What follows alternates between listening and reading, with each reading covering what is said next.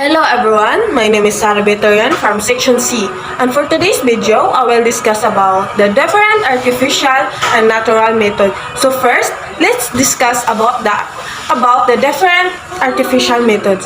So the first artificial method is oral contraceptives. What is oral contraceptives? Oral contraceptive is also known as birth control pills. It is a hormone-containing medication that are taken by mouth to prevent pregnancy. They prevent pregnancy by inhibiting ovulation and also by preventing sperm from penetrating through the cervix. Advantages.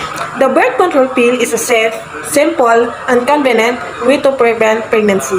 It also has other benefits like reducing acne, making your periods lighter and more regular, and easing menstrual cramps. Some disadvantages of the pill include it can cause temporary side effects at first, such as headaches, nausea, breast tenderness, and mood swings. If these do not go after a few months, it may help to change to different pills. It can increase your blood pressure. So here's the pictures of oral contraceptives or the birth control pills. So let's move on to the next. The next artificial method is a transdermal patch. What is transdermal patch? A transdermal patch is a medicated adhesive patch that is placed on the skin to deliver a specific dose of medication through the skin and into the bloodstream. Often, this promotes healing to an injured area of the body. Transdermal patches are used to deliver a range of drugs into the body. Some of the drugs more often used in patches include fentanyl to relieve pain, nicotine to help with quitting smoking. What advantages are there in using transdermal patches? Transdermal delivery offers several benefits over oral delivery, including smooth, continuous drug delivery, increased bioavailability, and reduced drug interaction.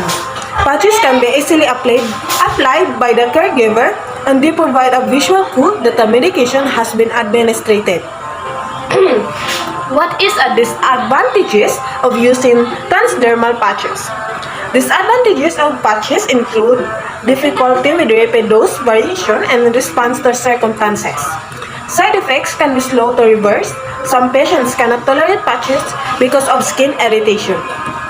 Rotating the patch site and using local steroids will achieve this, but sometimes patients have to abandon patches. So, possible side effects: blurred vision, widened pupils may occur as your body adjusts to the medication. Dry mouth, drowsiness, dizziness, decreased sweating, constipation, mild itching or redness on application site may also occur. If any of these effects persist or worsen, tell your doctor or pharmacist promptly. So this is the pictures of transdermal patch. So next is vaginal ring. What is vaginal ring? Vaginal ring is not to be confused with hymenal ring, a polymeric drug delivery device designed to provide controlled release of drugs for intravaginal administration over extended periods of time. The ring is inserted into the vagina and provides contraception protection. This helps to prevent the sperm from entering. When you start using a vaginal ring for the first time or after a break, it can take up to 7 days to start working. Advantages and disadvantages of vaginal ring. You don't have to think about it every day or each time you have sex. The ring isn't affected if you're sick or vomit or have diarrhea. It may help with the premenstrual symptoms. Period type bleeding usually becomes lighter, more regular, and less painful. Vaginal rings are generally very well tolerated, but possible side effects include breakthrough bleeding or spotting, vaginal infection or irritation, increased vaginal discharge, headache, nausea, depression, decreased sex drive, breast tenderness, and this is the pictures of vaginal ring.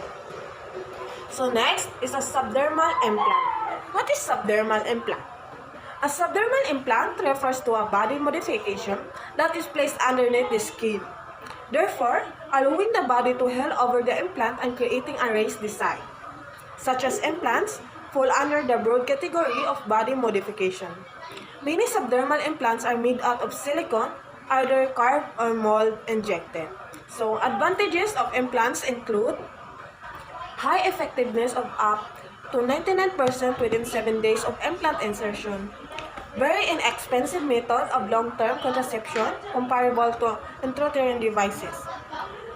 Safe in the majority of women. Efficacy for 3 years without further intervention. Easily removed in most cases to allow pregnancy to occur naturally. Independent of use memory or schedule. And of sexual intercourse as it provides continuous contraception. Provides anonymity of use and is convenient to adopt. Safe for use during lactation and etc. Disadvantages of the contraceptive implant include it offers no protection against sexually transmitted infection or STIs. Minor side effects of implants: amenorrhea, light or irregular bleeding, frequent bleeding episodes more than 5 in 90 days, continuous bleeding for weeks more than 14 days, occasionally menorrhagia. Next, artificial method. By the way, this is the pictures. Next artificial method is the contraceptive injection. What is contraceptive injection? The contraceptive injection is a shot that contains hormones, either a progestin alone or a progestin and estrogen together, that stop your body from releasing eggs and thickens the mucus at the cervix. You need one shot either once every month or once every 3 months from a healthcare provider. The injection works by preventing the ovaries from releasing an egg each month. It also thickens the fluid around the cervix, or opening to the uterus or womb. This helps to prevent the sperm from reaching the egg. Advantages: Depo-Provera is given as an injection every 3 months. Typically suppresses ovulation, keeping your ovaries from releasing an egg. It also thickens cervical mucus to keep sperm from reaching the egg. Disadvantages: your periods may change and become irregular, heavier, shorter, lighter, stop together. This can carry on for some months after you stop the injections. It does not protect you against STIs. There can be a delay of up to 1 year before your periods return to normal and you can become pregnant. Other side effects include weight gain, headache, nervousness, abdominal pain or discomfort, dizziness, and asthenia. Physicians should administer the drug only to women found not to be pregnant because fetal exposure may lead to low birth weight and other problems. So here's the pictures of contraceptive injections. Next is an intrauterine device, also known as intrauterine contraceptive device or coil. It is a small, often tissue birth control device that is inserted into the uterus to prevent pregnancy. IUD are one form of long-acting reversible birth control. How it works? The IUD is similar to the intrauterine system or IUS, but instead of releasing the hormone progestogen like the IUS, the IUD releases copper into the womb. The copper alters the cervical mucus, which makes it more difficult for sperm to reach an egg and survive. Advantages and disadvantages of the IUD. It protects against pregnancy for 5 or 10 years, depending on the type of IUD. Once an IUD is fitted, it works straight away. Most people with a womb can use it. There are no hormonal side effects such as acne, headaches, or breast tenderness. IUD side effects are irregular bleeding for several months, lighter or shorter periods or no periods at all. Symptoms of premenstrual syndrome or PMS, which include headaches, nausea, breast tenderness, and skin blemishes. So here's the pictures of IUDs or intrauterine device. So let's move on to the next artificial method, which is chemical barriers. What is chemical barriers? It is against infection, include enzymes in tears, saliva, and mucus that break down the surface of bacteria. The acid in sweat and in the stomach kills cellular pathogens, and there are antibacterial proteins in semen, the fluid that contains male sperm. What are the advantages and disadvantages of barrier method? These methods do not prevent pregnancy as well as IUDs, or hormonal form of birth control. Barrier methods prevent pregnancy only if you use them every time you have sex. You may have to interrupt sex to use some barrier. Methods of birth control. What are the side effects? Spotting between periods. Breakthrough bleeding or spotting refers to when vaginal bleeding occurs between menstrual cycles. Nausea, breast tenderness, headaches and migraine, weight gain, mood changes, missed periods, and decreased libido. Next is diaphragm. The diaphragm, located below the lungs, is the major muscle of respiration. It is a large dome-shaped muscle that contracts rhythmically and continually, and most of the time involuntarily. Upon inhalation, the diaphragm contracts and flattens and the chest cavity enlarges. Advantages and disadvantages of diaphragm. You only need to use a diaphragm or cup when you want to have sex. You can put it in at a convenient time before having sex. Use extra spermicide if you have eaten for more than 3 hours. There are usually no serious associated health risks or side effects, but possible side effects include from the spermicide, irritation of the vagina and surrounding skin or an allergic reaction, strong odors or vaginal discharge if the diaphragm is left in too long, an allergic reaction to the material in the diaphragm. This is rare. A higher risk for urinary tract infection. So this is the pictures of diaphragm. So next is cervical cup. What is cervical cup? A cervical cup is a reusable rubber cup that fits tightly over the cervix. The cervical cup is inserted into the vagina with spermicide before sex to prevent pregnancy. The cervical cup is a birth control or contraceptive device that prevents sperm from entering the uterus. So, advantages of cervical cup. It does not affect future fertility for either the woman or the man. It is used only at the time of sexual intercourse. It is safe to use while breastfeeding. It is less expensive than hormonal methods of birth control. Disadvantages of the cervical cup. Not the most effective form of birth control, doesn't protect against sexually transmitted infection or STI, easy to use incorrectly, can slide or be pushed out of place during intercourse. But possible effects may include from the spermicide, irritation of the vagina and surrounding skin or an allergic reaction, strong odors or vaginal discharge if the cup is left in too long. The male and female condom. Condoms are a barrier method of contraception. They are made of a very thin latex or rubber and are designed to prevent pregnancy by stopping sperm from meeting an egg.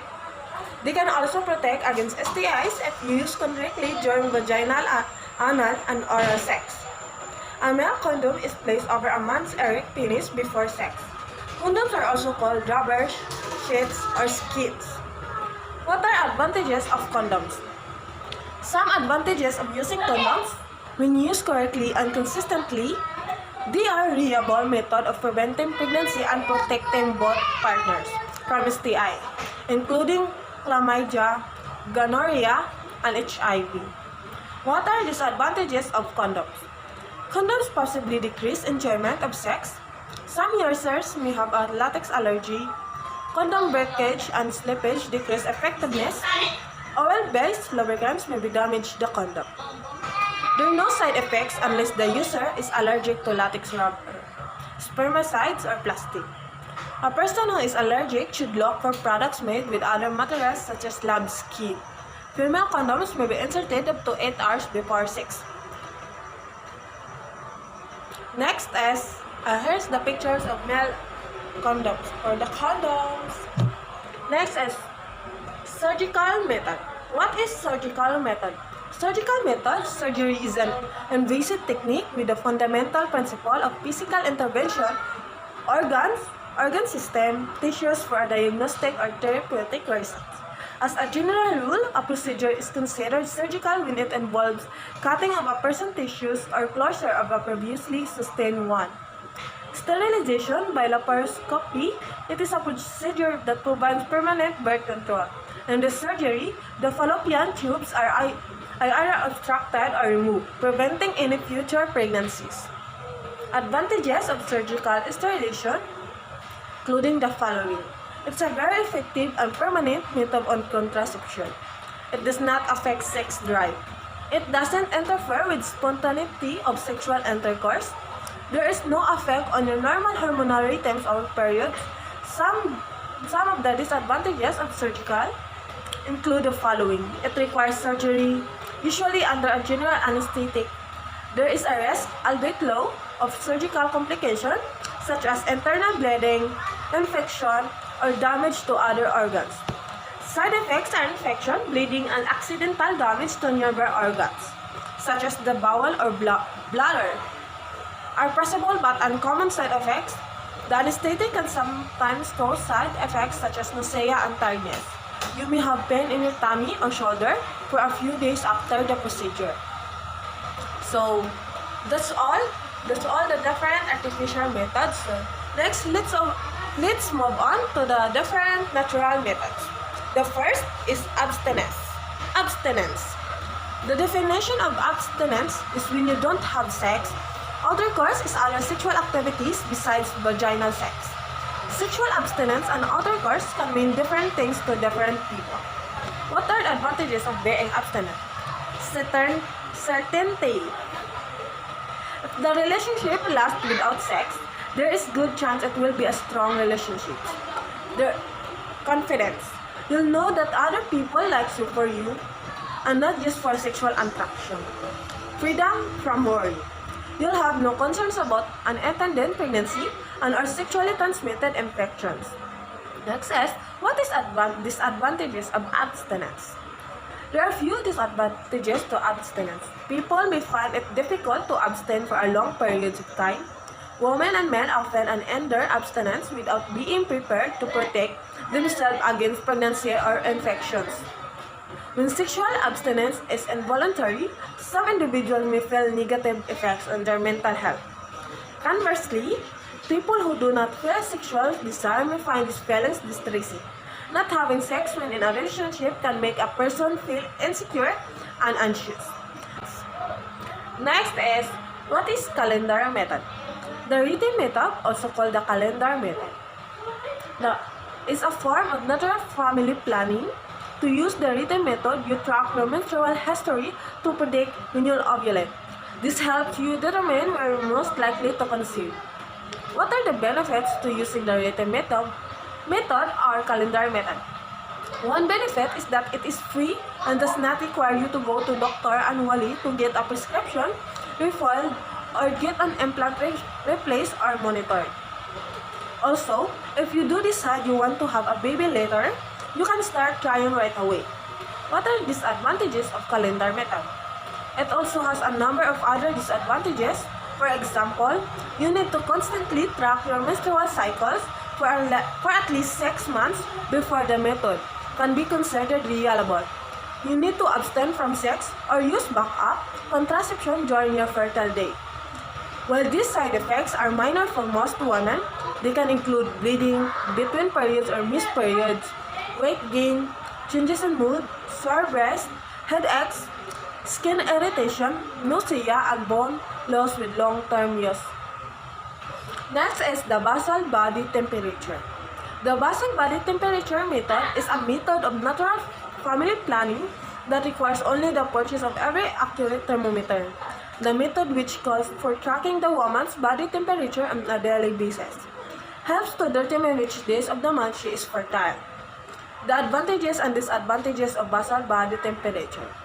The basal body temperature method may not accurately predict ovulation in all women, including those with irregular menstrual cycles.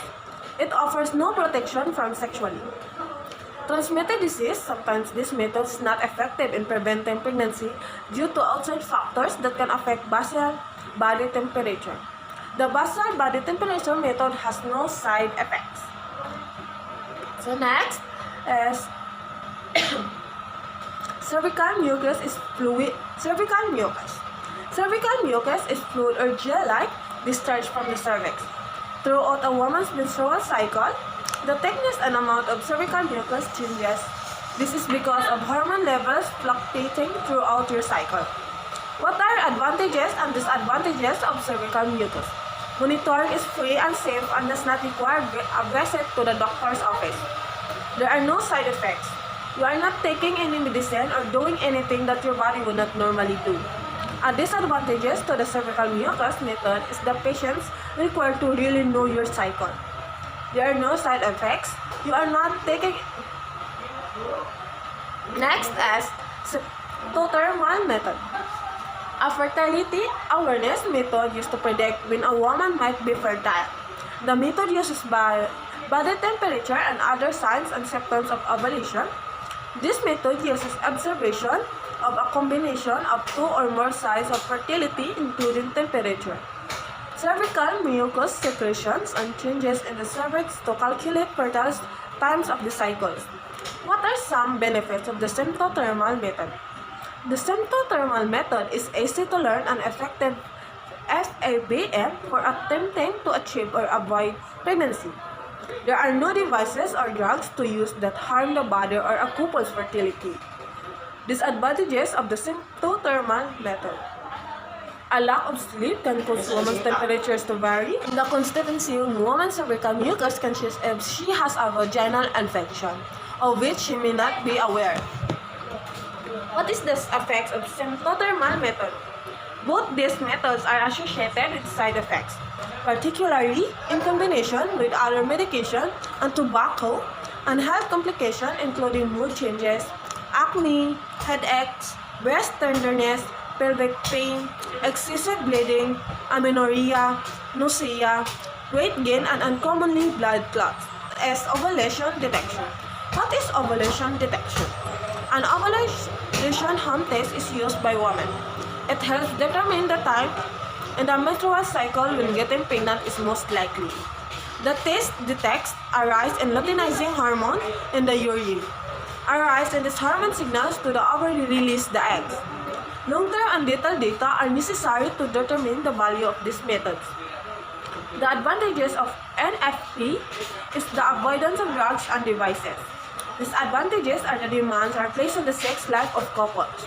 And there are associations between failures and increased rates of congenital abnormalities. This evolution side effect can last anywhere between a few minutes and a few hours. You might also experience light vaginal bleeding, discharge or nausea along with the acne or pain, ache or pain, which is usually mild and short-lived. Next is coitus interruptus, also known as withdrawal. It's a traditional family planning method in which the man completely removes his penis from the vagina and away from the external genitalia of the female partner before he ejaculates.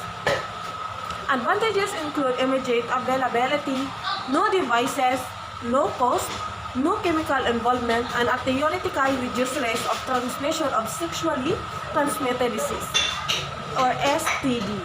However, it does have several disadvantages. Men discharge a small amount of semen before ejaculation. Men withdraw their penis late and inseminate the female. And side effects include loss of sexual that can be side effects. And that's all the different natural methods. So, as we can see, it's all about a birth control or about having sex with your partner to avoid pregnancy. So for today's lesson, I learned the different method so you can avoid pregnancy or partner that avoiding pregnancy. These are the methods you can use or birth control. And I think that's all for today's video. So bye.